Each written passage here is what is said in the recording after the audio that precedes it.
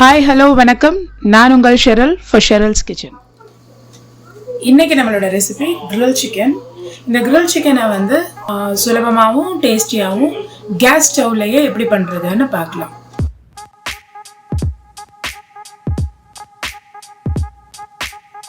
இதுக்கு நமக்கு தேவையானது நல்ல சிக்கன் பீசஸ். இது வந்து போன்லெஸ்ஸாக இருந்தால் இன்னும் நல்லா இருக்கும். ஸோ நான் இன்றைக்கி வந்து ஒரு போன்லெஸ் சிக்கன் பீஸும் 2 தை பீஸும் எடுத்திருக்கேன். இதை ஃபஸ்ட்டு எடுத்தோடனே நல்லா வாஷ் பண்ணிக்கோங்க. பண்ணதுக்கப்புறம் அந்த சிக்கனை எடுத்து வச்சு நல்லா ஸ்ப்ளிட் பண்ணிக்கோங்க. ஸ்ப்ளிட் பண்ணுறது நல்லா டீப்பாக இருக்கணும். அப்போ தான் நம்ம போடுற மசால் வந்து அதில் செட் ஆகும்.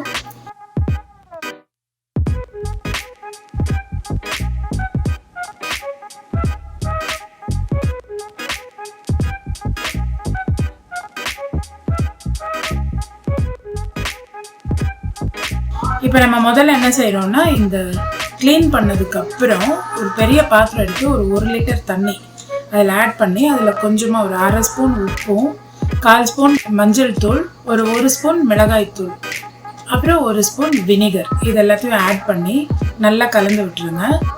அந்த கலந்த தண்ணியில் நம்ம கட் பண்ணி வச்சுருக்கிற இந்த சிக்கன் எல்லாத்தையும் எடுத்து ஊற வச்சுருங்க. இது இப்படியே வந்து ஒரு 1 to 2 hours, மினிமம் 1 hour இருக்கணும். 2 hours இருந்தாலும் நல்லா ஊறி இருக்கும். இப்போ நமக்கு 2 hours ஆகிடுச்சு. இப்போ அதை எடுத்து தனியாக தண்ணியெல்லாம் எடுத்து வச்சுக்கணும். இதில் நமக்கு ஒரு 2 ஸ்பூன் மிளகாய்த்தூள், 2 spoon Kashmiri chilli powder, 2 spoon ginger garlic paste, இதோட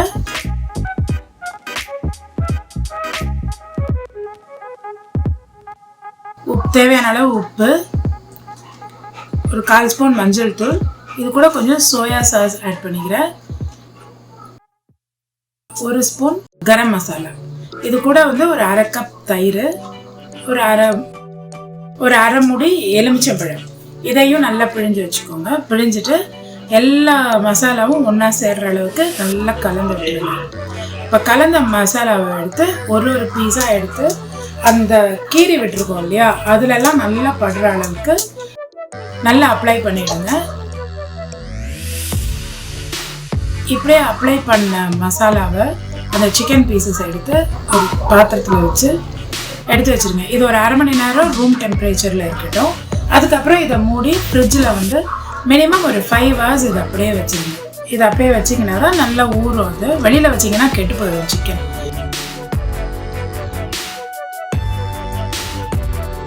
இப்போ நம்ம இதை வந்து 5 மணி நேரம் ஊறிடுச்சு, எடுத்தாச்சு. இப்போ என்ன பண்ணோம்னா, நம்ம கேஸ் ஸ்டவ் மேலே ஸ்டாண்டை வந்து 2 ஸ்டாண்ட் வச்சுப்போம். அப்போ தான் கொஞ்சம் ஹைட் இருக்கணும். பக்கத்துலேயே இருந்தால் சம்டைம்ஸ் அது தீஞ்சு போகிறதுக்கு சான்சஸ் இருக்குது.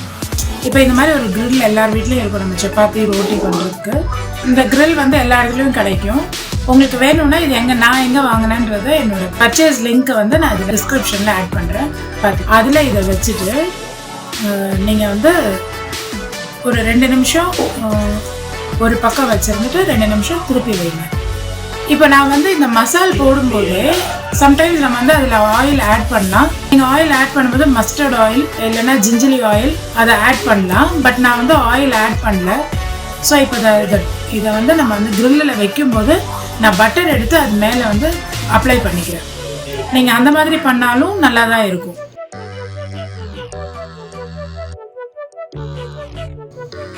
ஓகே, இப்போ வந்து பாருங்கள் ஓரளவுக்கு வந்திருக்கு. ஸ்டவ்வை வந்து நம்மளோட ஃப்ளேம் வந்து ஒரு மீடியம் ஃப்ளேமில் வச்சுக்கோங்க. ரொம்ப அதிகமாக வச்சிங்கன்னா ஒரு பக்கம் கருப்பாயிடும், ஆனால் உள்ளே வேகாது. மீடியம் ஃப்ளேமில் வச்சு கொஞ்சம் டைம் எடுக்கும். பட் டேஸ்டியாக வரணுன்னா கொஞ்சம் டைம் எடுத்து நம்ம செய்யணும். இப்போ அடுத்த 2 சிக்கன் பீசஸும் வச்சிடறோம். இப்போ வந்து சைடெல்லாம் வேகிறதுக்காக நீங்கள் எல்லா பக்கமும் அந்த கிரில்லில் திருப்பி கொடுத்தீங்கன்னா எல்லா பக்கமும் அது நல்லா வேகும். இப்படி அப்பப்போ ஒரு 2 நிமிஷத்துக்கு ஒரு தடவை அப்படி திருப்பி வச்சோன்னா 2 பக்கம் ஈவனாக வெந்துடும். இப்போ பாருங்கள், முடிஞ்சிருச்சு. இப்போ ஸ்டவ் ஆஃப் பண்ணியாச்சு. கொஞ்சம் நேரம் அந்த சூடுலேயே இருக்கட்டும். அது இருக்கும்போதே கொஞ்சமாக பட்டர் எடுத்து ஒரு 1 ஸ்பூன் பட்டர் எடுத்து நல்லா அப்ளை பண்ணிக்கோங்க. 2 பக்கமும் அப்ளை பண்ணிக்கோங்க. இப்போ அதை எடுத்துருவோம். பாருங்கள், அவ்வளோதான் நம்மளோட டேஸ்டியான கிரில் சிக்கன் கேஸ் ஸ்டவ்லேயே ரொம்ப ஈஸியாக ரெடி ஆகிடுச்சு. இது ஈவினிங்கில் இது கூட கொஞ்சம் மைனீஸ் வச்சு சாப்பிட்டீங்கன்னா இன்னும் ரொம்ப டேஸ்டியாக இருக்கும். மைனீஸ் செய்கிறது எப்படிங்கிறத கூடிய சீக்கிரம் உங்களுக்கு வந்து வீடியோவில் உங்களுக்கு நான் அப்லோட் பண்ணுறேன்.